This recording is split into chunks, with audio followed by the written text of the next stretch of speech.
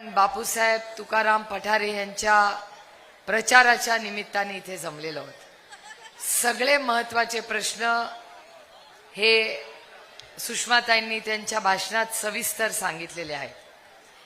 मला फक्त एकच गोष्ट तुम्हाला सांगायची आहे जी कदाचित तुम्हाला माहिती नसेल, कारण का सुषमाताईंना ती माहिती नाहीये। हे इलेक्शन मागच्या वेळेस आम्ही जेव्हा आलो होतो, एका वेगळ्या व्यक्तीसाठी आम्ही तेव्हा तिकीट मागितली होती। असं काही होईल असं कोणाच्या ध्यानी मनी आलं नव्हतं। ज्यांच्या एबी फॉर्मवर शरद पवारांची सही आहे, म्हणजे मागच्या वेळेसचं तिकीट हे शरद पवारांच्या सहीवर मिळालं, त्या व्यक्तीने काय केलं हे तुम्हाला सगळ्यांनाच माहिती आहे। पण सगळ्यात आश्चर्याची गोष्ट अशी आहे की ज्या व्यक्तीने ज्या पोर्श गाडीचा उल्लेख सुषमाताई तुम्ही केला, तुम्ही त्याच्यासाठी लढला, हे याच्याबद्दल माझा सार्थ अभिमान आहे तुमच्याबद्दल। कारण सुषमाताई पोलीस स्टेशनला जाऊन बसल्या, त्या अन्यायाच्या विरोधात रवींद्र दंगेकरजी आणि सुषमाताईंनी रोज आवाज उठवला। आपण सातत्याने पोलीस स्टेशनमध्ये काय झालं याचा उल्लेख सातत्याने करतो, पण सुषमाताई ज्या आई वडिलांचा एक मुलगा आणि एक मुलगी गेली, त्यांचे अश्रू आजही थांबलेले नाहीत। आणि माझा आरोप आहे, सुषमाताई बोलल्या ही गोष्ट खरी आहे की स्थानिक एका नेत्याने त्या पोलीस स्टेशनवर जाऊन, ज्यांनी मोठी करोडो रुपयाची पोर्श गाडी होती, त्या व्यक्तीला पिझ्झा आणि बिर्याणी खायला घातली, हे वास्तव आहे। याच्याबद्दल मीही बोलले आणि सुषमाताई तुम्हीही बोलला आणि आदरणीय पवार साहेब ही बोलले। सुषमाताई, तुम्हाला ही गोष्ट कदाचित माहिती नसेल, मलाही आत्ताच व्यासपीठावर बापूंमुळे कळाली की ज्या व्यक्तींनी पोर्शच्या गाडी चालवणाऱ्या कुटुंबानी, ज्यांनी एक युवक आणि एक युवतीची हत्या केली, त्यांच्या बाजूनी तो व्यक्ती तिथे गेला, त्यांना मदत केली पोलीस स्टेशनला। सुषमाताई, आजही तुम्हालाही माहिती नाहीये की कुठल्या मोठ्या नेत्याचा फोन आला। तुमचं मी टीव्हीवरचं भाष्य ऐकलेलं आहे, तुम्ही दाद विचारत होता की कुणाच्या दबावाखाली तुम्ही ही केस दाबताय, कोणी फोन केला, बरोबर आहे? हा आरोप सुषमाताईंनी केला, रवी दंगेकरनी केला, मी केला, बापून पठारेंनी केला आणि आदरणीय पवार साहेबांनी केला। तुम्हाला आश्चर्य वाटेल, ज्या 80 वर्षाच्या योद्ध्याबद्दल तुम्ही तुमच्या भाषणात बोलत होता, ज्यांनी त्यांच्या एबी फॉर्मवर सही केली आणि त्याच्यामुळे ते निवडून आले, त्यांनी आदरणीय पवार साहेबांना नोटीस पाठवलेली आहे की पोर्श गाडीच्या बद्दल तुम्ही माझी जर बदनामी केली तर तुम्ही कोर्टात खेचीन तुम्हाला। मी त्यांना टीव्ही वाल्यांना रेकॉर्ड करा माझं भाषण। ज्या व्यक्तींनी आदरणीय पवार साहेबांना नोटीस पाठवली की तुम्ही माझी बदनामी केली तर मी तुम्हाला कोर्टात खेचीन, मी पुन्हा पुन्हा एक नाही 100 वेळा त्या व्यक्तीला आव्हान करते की तुम्ही म्हणाल ती वेळ, तुम्ही म्हणाल ती जागा, मी पोर्शच्या त्या मुलांना ज्यांची हत्या झाली त्यांना न्याय मिळाल्याशिवाय स्वस्थ बसणार नाही। आणि त्या ज्यांनी कृती केली त्याच्या मागे तुम्हीच होता। हिम्मत असेल तर सुप्रिया सुळेला आणि सुषमा अंधारेंना आणि रवींद्र दंगेकरांना पण नोटीस पाठवा, आम्ही लढू, कारण आम्हाला कुणाची भीती नाही। आम्हाला माहिती, आम्ही सत्याच्याच बाजूने, आम्ही ना बिर्याणी घेतली ना कुणाच्या रक्ताचे सॅम्पल बदलले। रक्ताचे सॅम्पल बदलायचं पाप हे तुमच्या सरकारने केलेलं आहे। त्या पोर्श गाडीमध्ये ज्यांनी कोणी गाडी चालवली त्याला वाचवण्याचं पाप कोणी केलं असेल तर तुम्ही केलेलं असेल। हो, हे तुम्हीच केलेलं आहे, हे तुमचं पाप आहे। नोटीस पाठवून तर बघा ना तुम्ही, त्यांनी पाठवून दाखवावी नोटीस। अरे शरद पवारांना नोटीस पाठवली तुम्ही, आम्हाला पाठवा ना, आणि शरद पवारांना परत पाठवा. शरद पवार दिल्लीच्या तख्ताच्या ईडीच्या नोटीसला घाबरत नाही, तुझ्या नोटीसला काय घाबरणार?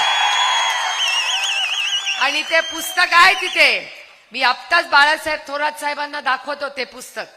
आज सकाळी टीव्ही लावला, वर्तमानपत्र लोकसत्ता वाचलं, त्याच्यात काय लिहिलं होतं की हो आम्ही पक्ष बदलला कारण आम्ही ईडीला घाबरलो. हे मी म्हणत नाहीये, त्या पुस्तकात लिहिलेलं आहे. पत्रकारांनो, पुस्तक माझ्याकडे आहे आणि आजचा लोकसत्ताही आहे. त्याच तर ते लिहिलेलंच आहे की ईडी मळे आम्ही गेलो, असं ते पेपरात आलेलं आहे. ते नाही म्हणलेले, तो रिपोर्टर म्हणलेला आहे की तुम्ही जेव्हा बोलला तेव्हा 5 आणखीन लोक होते. त्याच्यामुळे ही काय एक कान गोष्टी नाहीत. त्याच्यामुळे खरं कधीतरी आयुष्यात, आणि माननीय भुजबळ साहेबांचाच शब्द मी कधीही विसरणार नाही, सत्य परेशान हो सकता है, पराजित नहीं हो सकता.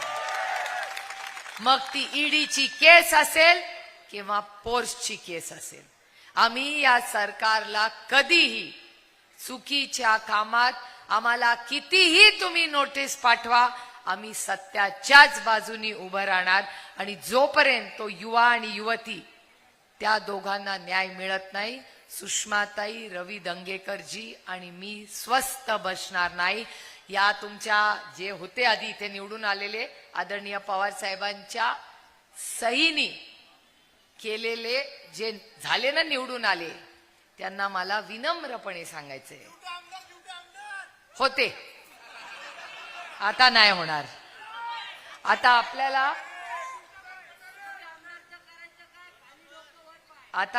मला तुम्हाला सांगायचं, आता आपल्याला इथे ताई ज्या जोराने म्हणला, आपल्याला इथे तुतारी वाजवायची. कशासाठी वाजवायची आता लक्षात ठेवा. आपला नंबर काय, कुणाला बापू किती शब्द झालं, पाणी, रस्ता, वीज, न्याय, कुणाला मतदान करणार? त्यामुळे बापू पठारेंचं 2 नंबरचं बटन आहे. तुतारी वाजवणारा माणूस आपलं चिन्ह आहे आणि फार जबाबदारीने यावेळेस आपल्याला मतदान करायचंय. आणि या अन्यायाच्या विरोधात माझी लढाई वैयक्तिक कुणाशी नाही. त्यांनी त्या पोर्श गाडीचं केलं असताना नसताना ती गडबड केली त्यांनी, तर मी त्यांच्या विरोधात एक शब्द काढला नसता. पण त्यांनी जेव्हा आदरणीय पवार साहेबांना नोटीस पाठवली ना की पोर्सच्या विरोधात तुम्ही बोलला, तर मी तुम्हाला कोर्टात खेचून, अरे खेचून तर बघ. मगाशी त्यांच्या नेत्यांनी एक भाषण केलंय, कुठे केलं, तुम्हीच पाठवलं ना, कधी केलं ते भाषण? आजच केलंय. हे पत्रकारांनो माझी स्टाईल नाही, मी लोकशाही पद्धतीने काम करते. मी उगाच कोणाची उणी दुणी काढत बसत नाही. मला एक भाषण दिलं, ताईंनीच आता मला पाठवलं. त्याच्यात त्यांनी असं भाषणात सांगितलंय की अनेक लोकांना मी संधी दिली, पक्षाचं काही नाही, मी पक्षाने काही नाही केलं, मी सगळं केलं आणि मी असं केलं. आणि सगळ्यांची काय, मी भाषा पण नाही, बाळासाहेब तुमची माफी मागून बोलते, माझी आई खूप रागवणार आहे मी असं भाषण केल्याबद्दल, कारण का अशी भाषणं मी करत नाही, कारण का माझ्या संस्कृतीत ते बसत नाही. महिलांनो कान बंद करा, मी आधीच बाळासाहेबांची माफी मागून हे भाषण करणार आहे. हे भाषण माझं नाही, ही भाषा माझी नाही. पण त्यांनी असं म्हणलंय की त्यांची अंडी पिल्ली का काहीतरी आम्हाला माहिती आहे, त्याच्यामुळे त्यांनी भाषण करू नये. अहो तुम्हाला जशी इथली माहिती आहे तसं आम्हालाही, त्याच्यामुळे जुनं काही काढू नका. आणि काढलं तर त्यांना सगळ्यांना सांगते की मी गप्प बसते, माझं पोट खूप मोठं आहे आणि बोलायला ताकद लागत नाही, ऐकून सहन करायला जास्त ताकद लागते जी माझ्यामध्ये आहे. पण तरी तुम्ही काहीतरी जुनं काढत बसला तर यहां से भी करारा जवाब मिळेल. आणि मी लोकशाही पद्धतीने काम करते, मी काय उगाच टीव्ही आणि माईक मिळाला म्हणून धमक्या देत बसत नाही.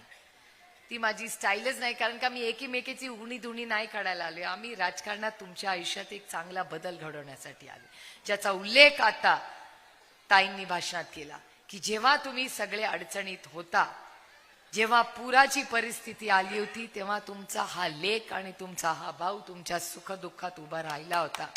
याच्यासाठी आम्ही राजकारणात आलो. तुमच्या आयुष्यात तुमच्या हाताला काम आणि सन्मानाने जगण्यासाठी काहीतरी चांगलं काम करावं, चांगलं शाळा काढावी, कॉलेज काढावं, चांगल्या आरोग्य सेवा द्याव्या, याच्यासाठी आम्ही राजकारणात आलो. ताई, तुमच्यासाठी राजकारणात आलो की तुमच्या आयुष्यात एक चांगला बदल आपलं राहून गेलं, पण आपली लेक शिकून मोठी व्हावी, खराडीच्या त्या मोठ्या कंपनीत काचेच्या बिल्डिंगमध्ये आपल्या पोरीला नोकरी व्हावी आणि डोळे बंद व्हायच्या आधी आपल्या काचेच्या बांगड्यांमधली एक तरी बांगडी ही सोन्याची व्हावी, एवढंच आमच्या महिलांना हवं असतं. त्यामुळे माझी विनंती आहे की आपल्याला ही लढाई तू मेमे मध्ये नाही करायची. आता त्यांनी काय केलं 5 वर्ष ह्याचा हिशोब करायला नको. आपल्याला शून्यातून पुन्हा एक चांगलं विश्व उभं करायचंय. म्हणून आपण पांडुरंगाचं नाव घेऊन रामकृष्ण हरी म्हणून नवीन कामाला उमेदीने लागलेलो आहोत. त्यामुळे बापू, माझ्या तुमच्याकडून फार अपेक्षा आहेत.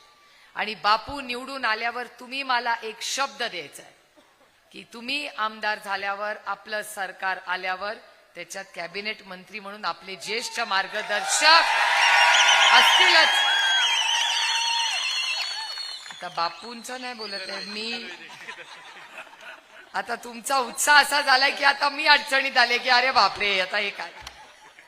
आपल्याला मार्गदर्शन करायला बाळासाहेब असतीलच, पण बापू तुम्ही मला एक शब्द द्यायचा आहे की ह्या तुमच्या मतदारसंघात पुढच्या 5 वर्षात कधीही कुठलाही ऍक्सिडेंट झाला तर तुम्ही पोलीस स्टेशनला जाणार नाही, तुम्ही हॉस्पिटलमध्ये जाऊन त्या गरीब माणसाला मदत कराल. हा शब्द तुम्ही मला द्या. आज नंतर एकाही पुण्यामध्ये आपलं सरकार आल्यावर माझी ही मागणी ही बाळासाहेबांकडे आहे. बाळासाहेब, माझी बहीण, मला मुलीसारखी, बहिणीसारखी, लेकाईसारखी आपली जया, ती फक्त बाळासाहेबांची मुलगी नाही, आपल्या सगळ्यांची बहीण आहे. ज्या गलिच्छ पद्धतीने भारतीय जनता पक्षाने हल्ला केला आमच्या जयावर, तो सहन आम्ही कधीही करणार नाही. आणि आपलं राज्य आल्यावर हे जे वाचार वीर आहेत ना, आपण सुडाचं राजकारण करणार नाही त्यांच्यासारखं. त्यांनी फक्त सुडाचंच राजकारण केलं, आपण करणार नाही. आपण लोकांची सेवा करणार आणि एक आदर्श छत्रपती शिवाजी महाराजांच्या स्वप्नातलं महाराष्ट्र, शाहू फुले आंबेडकरांच्या स्वप्नातला महाराष्ट्र, कैलासवासी यशवंतराव चव्हाणांचा महाराष्ट्र, हाच आपल्याला पुन्हा एकदा आपल्या सगळ्यांच्या कष्टातून पुन्हा उभा करायचा आहे. आणि सुरेंद्र, तुमच्याकडून माझ्या अपेक्षा त्याच्याहून जास्त. आता पुढे कॉर्पोरेशन वगैरे काय काय आता ते तुम्ही ठरवा काय करायचंय, पण एक कर्तृत्ववान आयुष्यात आई वडिलांना सगळ्यात सुख आणि सगळ्यात दुःख हे आपली मुलंच देऊ शकतात. एक आई म्हणून मी तुम्हाला सांगते. आणि आपल्यापेक्षा जेव्हा आपली मुलांचं कर्तृत्व बघण्याची संधी मिळते आणि संस्कारी मुलं होतात, तेव्हा आई वडिलांना असं वाटतं नाही, आपल्या आयुष्याचं सार्थक झालं. बापू, तुम्ही आणि वहिनी खूप भाग्यवान आहात की सुरेंद्र सारखा मुलगा तुम्हाला आला. तुमच्या या पुढच्या 5 वर्षामध्ये तुम्ही निवडून आल्यानंतर तुम्ही दोघंही चांगल्या पद्धतीने या भागाचा सर्वांगीण विकास कराल, एवढीच अपेक्षा करून बाळासाहेबांना विनम्र विनंती करून मी कदाचित थोडासा जास्त वेळ घेतला, पण आपण आलात याबद्दल मनपूर्वक आभार मानतो. नाही, काही नाही. महाविकास आघाडीचे